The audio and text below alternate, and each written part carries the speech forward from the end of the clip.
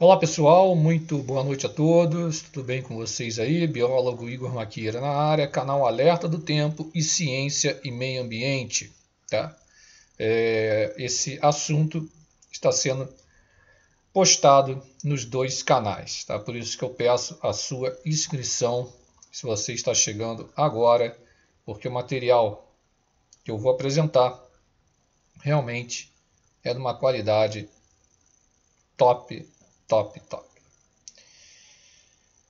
Laninha, né? Falo muito do Laninha, você que está assistindo aqui pelo Alerta do Tempo, no Ciência e Meio Ambiente também abordo mais a parte técnica. E tem se comentado muito e se afirmado também que ele está chegando ao fim. E isso dá a entender na visão leiga, né, falando assim, que no estalar de dedos ele vai virar para o El Niño. Tá? Mas não é bem assim que ocorre. Tá? Não é bem assim que ocorre. As projeções indicam, e vocês vão ver isso aqui, que talvez após essa fase de neutralidade, saindo do Laninha, indo para a fase de neutralidade neutra, e depois tem uma tendência para o El Niño. Tá? Mas vamos ver aqui através dos dados, e tem outras coisas inseridas nisso também, que eu vou abordar aqui, né? O porquê que se fala que está chegando ao fim, tá certo? Então, vamos dar uma olhada aqui nos dados. Vamos lá.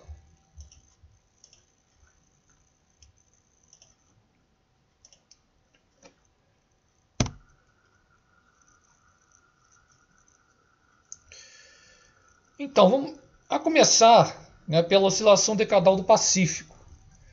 A oscilação decadal do Pacífico, a chamada ODP, ela fica de 25 a 30 anos se aquecendo e resfriando essa fase, né?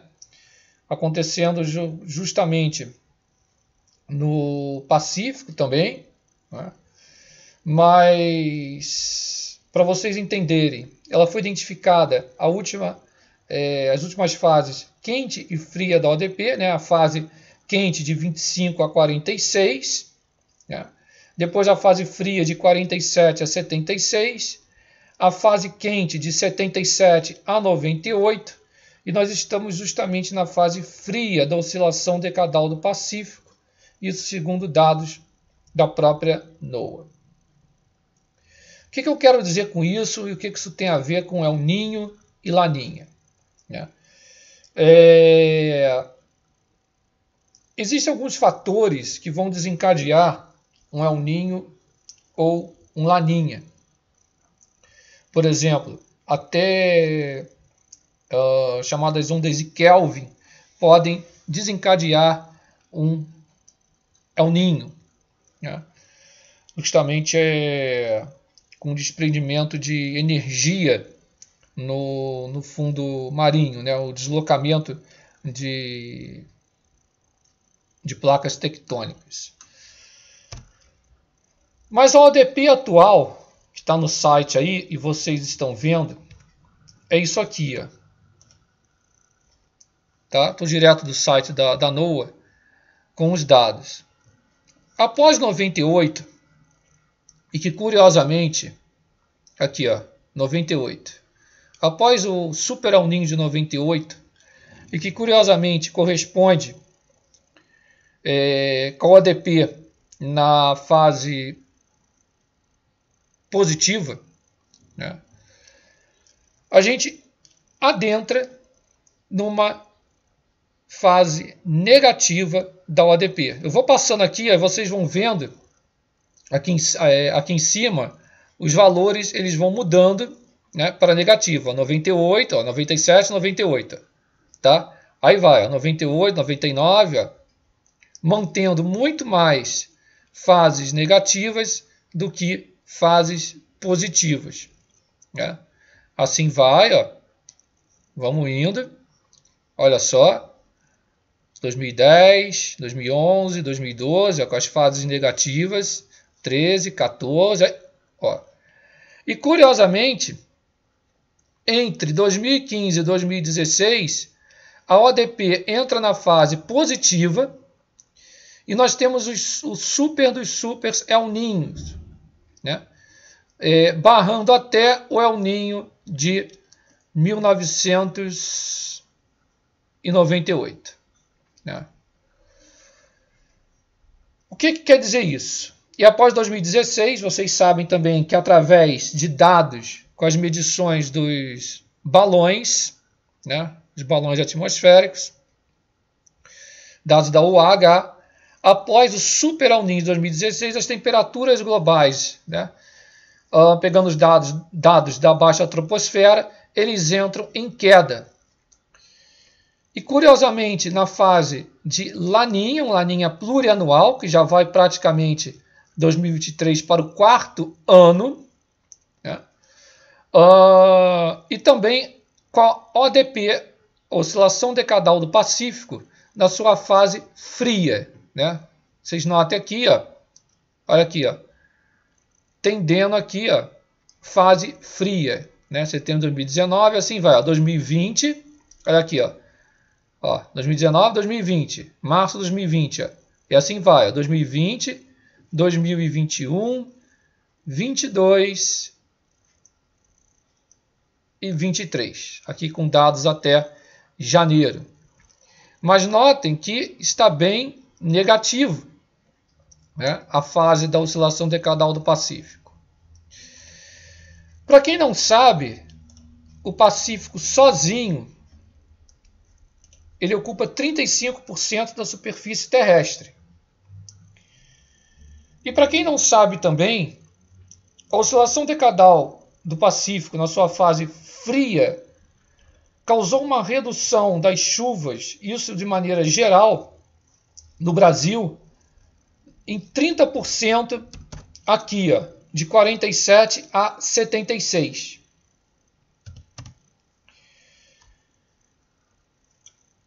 A relação entre a oscilação decadal do Pacífico e o Laninha ou um El Niño existe, tá? Mas não quer dizer que na fase fria da oscilação decadal do Pacífico eu vou ter rigorosamente, né, e necessariamente na fase fria da oscilação decadal do Pacífico eu vou ter um Laninha. Não é assim. Mas a tendência é bem mais forte. A última fase fria completa da ODP mostrou, inclusive, uma relação com a anomalia negativa de precipitação no verão no Rio Grande do Sul, apresentando maiores evidências com a região sul do estado. E já a última fase positiva da oscilação decadal do Pacífico mostrou relações com o aumento das precipitações, nas precipitações de verão, especialmente a região de fronteira com o Uruguai. Então, a oscilação decadal do Pacífico tem provocado maior incidência do fenômeno a partir dos anos 2000, ou seja, maior incidência do fenômeno Laninha, que eu estou querendo dizer, devido às águas mais frias do Oceano Pacífico Equatorial. Isso não quer dizer que em um período de ODP com oceanos mais frios, a gente não possa ter El Niños. No entanto, o que se observa é que uma maior quantidade de Laninha predomina sobre o El Niño nos últimos 10, 11 anos. Cerca de 10, 11 anos. Então, o Laninha traz ondas de frio mais intensas e precoces que podem afetar a safra, por exemplo, de milho, né? Além de estender o frio em meados de setembro, e isso ocorreu. Os episódios de geadas, por exemplo, do ano passado, afetaram diversas culturas, trazendo prejuízos irreversíveis. Ainda não há uma data precisa de quando a ODP negativa ela vai acabar quando, né? A gente não tem como colocar isso, né? Por quê? Porque justamente, né, de 25 a 30 anos. E se a gente pegar 25, 30 anos e a gente realizar uma conta básica, né? Se a gente colocar 1998, tá? Alguns colocam 99, né? Mas 98 mais 30, em 2028 se acaba a fase fria da oscilação decadal do Pacífico. E se a gente colocar justamente os 25, aí sim 2023. Agora, não é no estalar de dedos que os efeitos do Laninha, eles, para vocês entenderem, vão acabar repentinamente, né? Não é isso. Inclusive, Laninha, ele causa essa seca, né? Essa tendência de seca no sul do país. O Laninha é um dos grandes culpados, né? E dessa chuva altamente irregular, e também de atenuar as acas, não é?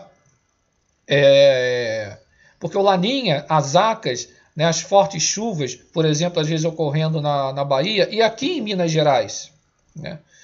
Por quê? Porque o fenômeno Laninha, consistindo no resfriamento anormal das águas do Pacífico, né, em sua região equatorial, né, justamente na região 3.4 do Pacífico, uma região mais ou menos central ali, ocasionando justamente a intensificação, né, dos ventos alísios, que leva as águas mais quentes para o oeste do Oceano Pacífico, na costa leste da Austrália e Indonésia. Então, com a intensificação dos ventos alísios, levando as águas quentes para o oeste, os movimentos de ressurgência aumentam.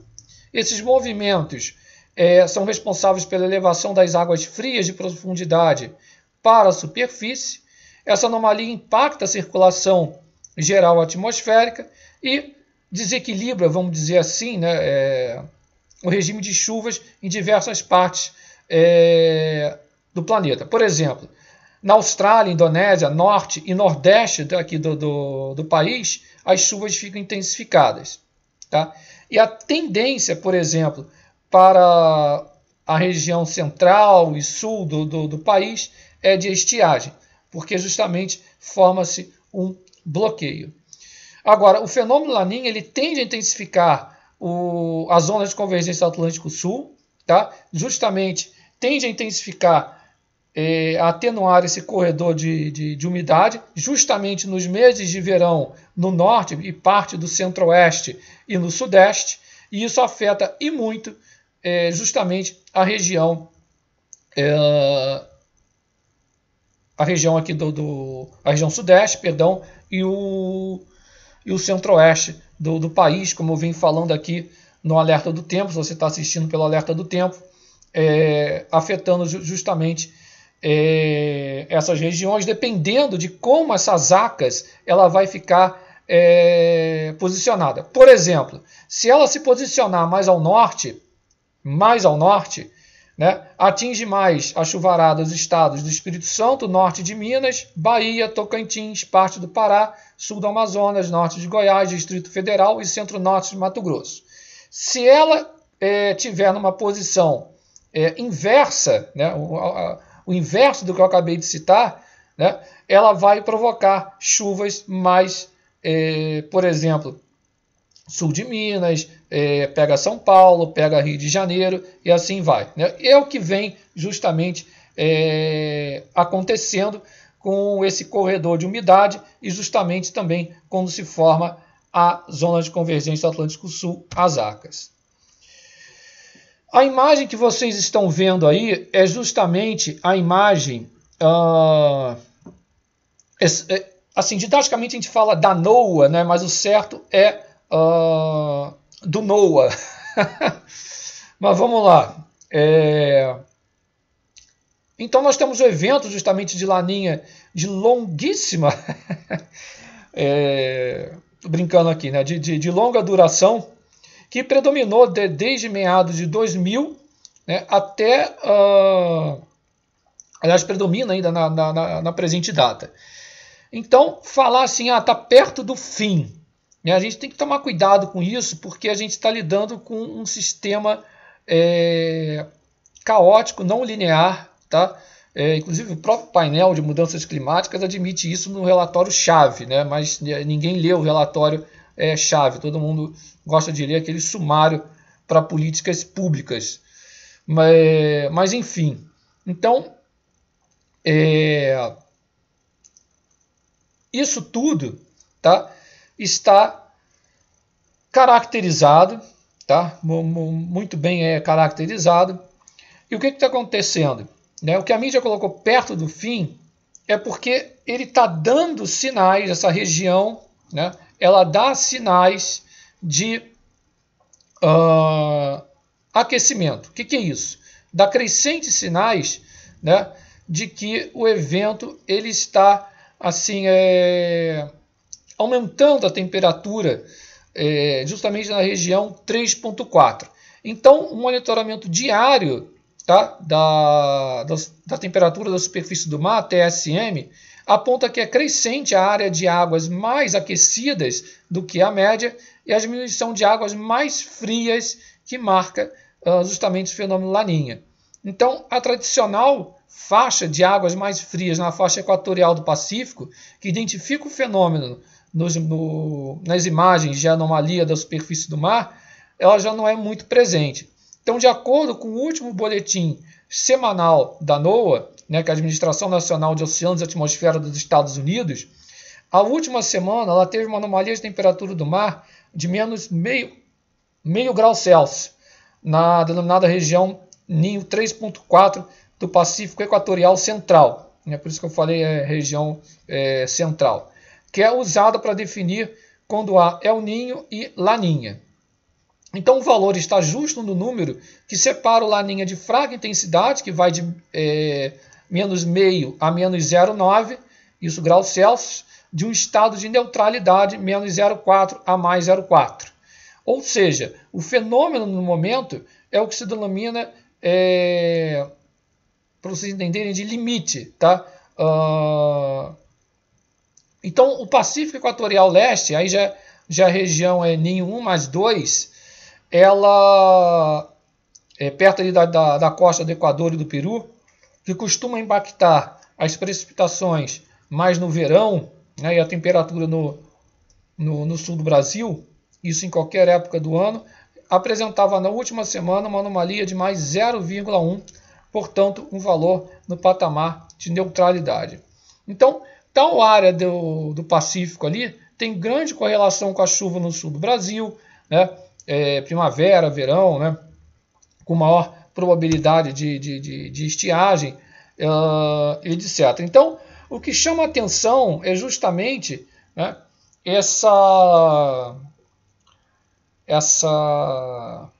esse enfraquecimento, né, com esse, vamos dizer assim, aquecimento um pouco mais rápido das águas do Pacífico Equatorial Centro-Leste ali. O mapa acima da NOAA aí mostra as mudanças de temperaturas superficiais das águas nos últimos 7 dias. Lembrando que isso daí foi do dia 7 de fevereiro de 2023 e que a gente constata uma nítida tendência de aquecimento aí na região. Tá?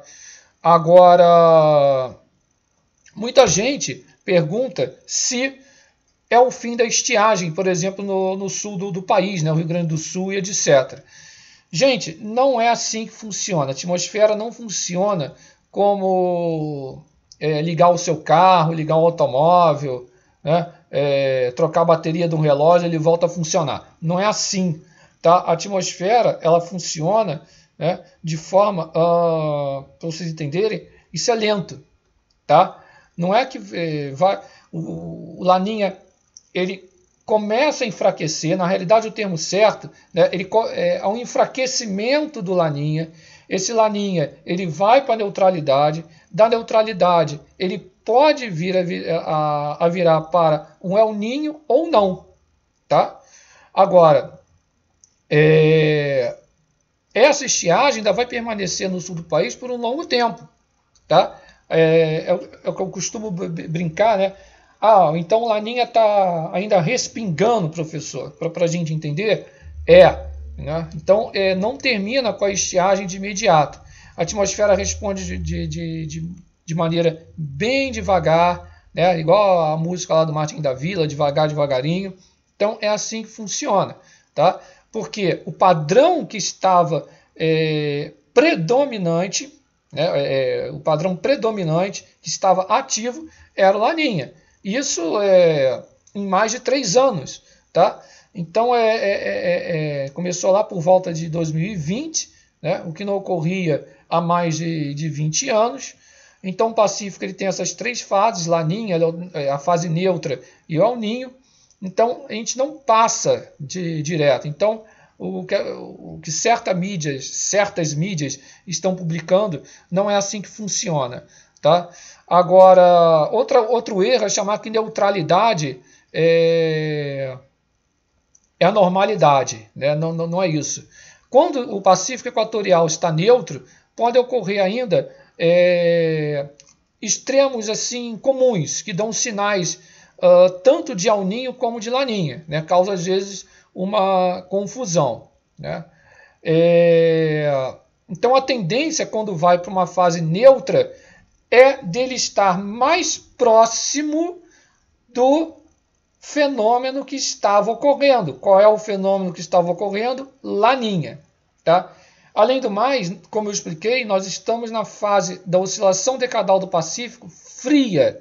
E como eu coloquei, né, a gente tem que tomar cuidado, porque justamente, conforme eu coloquei nesse slide, tá, a incidência do fenômeno Laninha tem sido maior desde os anos 2000, não quer dizer que um período de ODP com oceanos mais frios a gente não possa ter El Ninhos, tá? Mas justamente é o que a gente observa na maior quantidade de Laninha predominantemente sobre o El Ninho nos últimos 10, 11 anos.